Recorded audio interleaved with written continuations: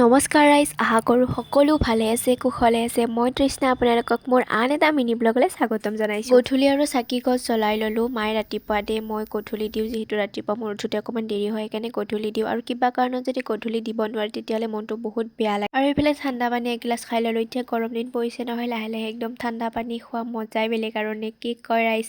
আৰু এইফালে আমাৰ মায়ে দেখিছেনে গৰমখনতো একদম চুৱেটাৰ পিন্ধি একদম জুই পোৱাই আছে। আৰু এইফালে আহিলোঁ ৰাতিলৈ পাকঘৰত। দেউতাই আনিলে মাংস, অকণমান মাংস বনালোঁ।